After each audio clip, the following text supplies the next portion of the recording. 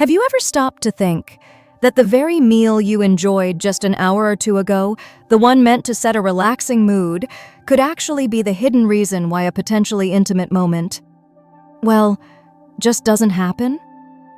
It's a situation many men over 50, maybe even you, have faced without ever realizing the culprit might be sitting right there on your dinner plate.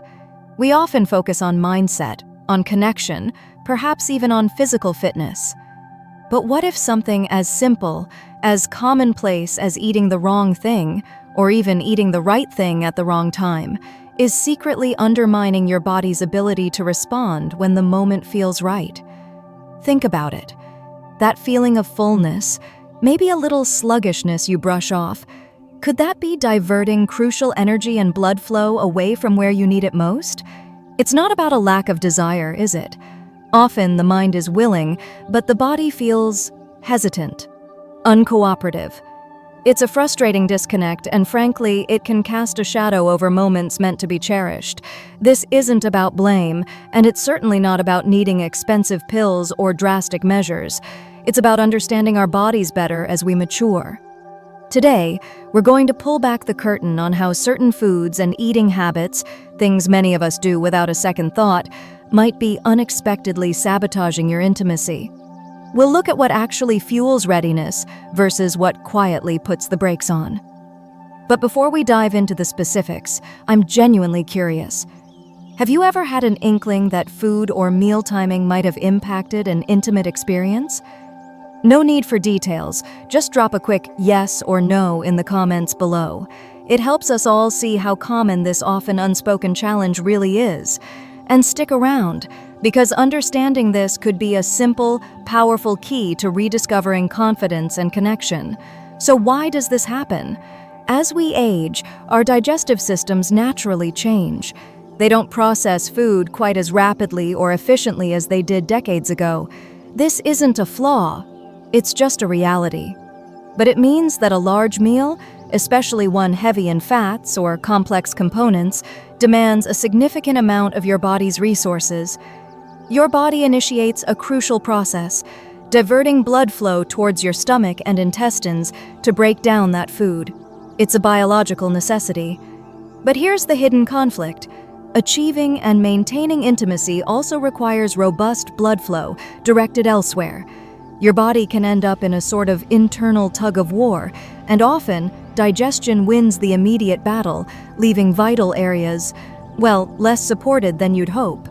Beyond just blood flow, there's the feeling. That sensation of fullness, maybe even slight bloating or discomfort. How can you fully focus on connection and pleasure when your body is preoccupied with processing dinner? It's like trying to read a book while loud music is playing. The distraction fundamentally changes the experience. And let's not forget the potential energy drain. Certain foods can trigger a release of hormones that signal rest and digest, not passion and presence. Have you ever felt that sudden wave of drowsiness after a meal, right when you least wanted it? That could be the culprit at work. Now, this doesn't mean you need to starve yourself. That's counterproductive too. Low blood sugar brings its own set of problems like fatigue and irritability. The key is choosing foods that provide sustained energy and support circulation without overburdening your digestive system. Think smart fuel, not heavy cargo. What kinds of foods fit the bill? Lean proteins. Think grilled fish like salmon. Bonus points for those circulation-boosting omega-3s. Chicken breast, or even tofu. These provide building blocks without the heavy fats that slow digestion. Circulation supporters. Consider foods known to help blood flow. A little bit of ginger, perhaps steeped in warm water, can be stimulating. Dark leafy greens like spinach provide nitrates that help relax blood vessels. Even certain fruits, like berries packed with antioxidants, play a supportive role. Healthy fats, in moderation. A small amount of avocado or a drizzle of olive oil can support hormone balance, which is crucial for libido.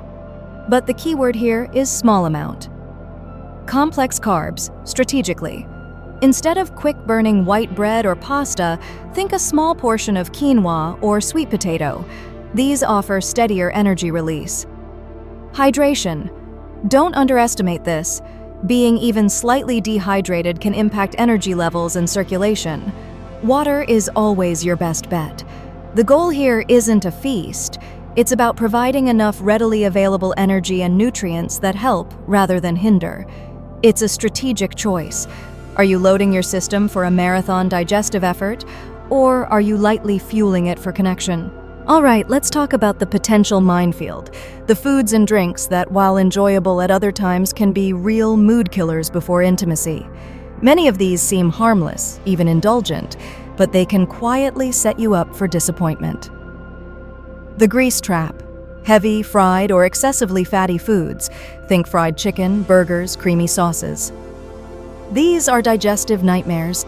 They demand enormous amounts of blood flow and energy to process, leaving you feeling heavy, sluggish, and physically unprepared. It's probably the #1 offender for diverting resources away from where you want them.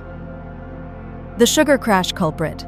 Sugary drinks, desserts, candy, refined white breads, and pastas. You get a quick burst of energy, yes, but it's often followed by a dramatic crash that leaves you feeling fatigued and foggy. Worse, consistently high sugar intake can negatively impact hormone balance over time. Is that temporary sweetness worth the potential performance dip? The deceptive relaxant, alcohol. While a small amount might seem to ease nerves for some, anything more than minimal intake is playing with fire. Alcohol is a depressant. It dulls sensitivity, slows reflexes, dehydrates you, and is notorious for interfering with erectile function, especially as we get older. It might feel relaxing initially, but it often sabotages the physical response needed for intimacy. The bloat inducers. For many men, dairy products, milk, cheese, ice cream, can cause uncomfortable bloating and gas. Beans and certain cruciferous vegetables, like broccoli or cabbage, can have a similar effect. That physical discomfort is a powerful distraction and mood dampener. The sensory overloaders. While garlic and onions are great for overall health, consuming them raw or in large amounts right before intimacy can lead to strong breath or body odor that might make you or your partner self-conscious, hindering closeness. The pattern here? Avoid foods that are heavy, cause energy crashes, dehydrate, bloat, or create potential sensory barriers. Keeping it relatively light, clean, and easy to digest is almost always the smarter play before intimacy. So you've chosen the right foods. Fantastic. But when you eat them is the final piece of this puzzle, and it's just as critical. Eat too close to the moment, and even healthy food will trigger that digestive demand we talked about. Eat too long beforehand, and you might be running on empty. What's the sweet spot? Most experts, and common sense, suggest allowing at least 60 to 90 minutes between finishing your meal and planning for intimacy. Why this window? It allows initial digestion to begin, so your stomach doesn't feel overly full or uncomfortable. It gives your body time to start absorbing nutrients for energy without being in peak digestive mode. Crucially, it allows blood flow to begin redistributing away from the gut and become available for other functions. Eating just 30 minutes beforehand? You're likely still in the primary digestive phase, setting yourself up for that internal resource battle. Waiting 3 to 4 hours? You might start feeling hungry or experience a dip in blood sugar. Think of it like warming up before exercise. You don't sprint immediately after a huge meal, nor do you attempt a workout when you're starving. Intimacy requires physical readiness too. Finding that 60-90 minute window is about giving your body the optimal conditions to be both comfortable and responsive. Does this time frame make sense based on your own experiences?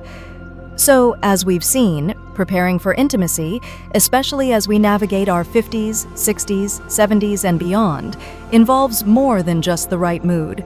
The simple, everyday act of eating plays a surprisingly powerful role. It's not about rigid rules or deprivation, it's about awareness. Are the foods you're choosing before those moments supporting your body's readiness, or are they inadvertently creating hurdles, diverting blood flow, causing sluggishness, inducing discomfort? Could the timing of your meal be the missing link you haven't considered? The truly good news here, you have control over this. You don't need miracle pills or expensive gadgets. By making conscious, informed choices about what you eat and when you eat it before planning intimacy, opting for lighter, circulation-friendly foods, and allowing that crucial digestion window, you can significantly reduce the risk of food-related interference. You empower your body to respond more reliably when desire aligns with opportunity. This knowledge is about enhancing connection, boosting confidence, and ensuring that moments meant for closeness aren't unintentionally derailed by a poorly timed or poorly chosen meal. It's about working with your body, not against it. Now that you have this insight, what's one small adjustment you might consider making? Perhaps trying a lighter meal option or paying closer attention to that 60-90-minute window. Share your thoughts or intended changes in the comments. Sharing strategies can help us all. If you found this perspective helpful and want more practical insights for thriving physically and mentally after 50, please give this video a like. It really helps others find it.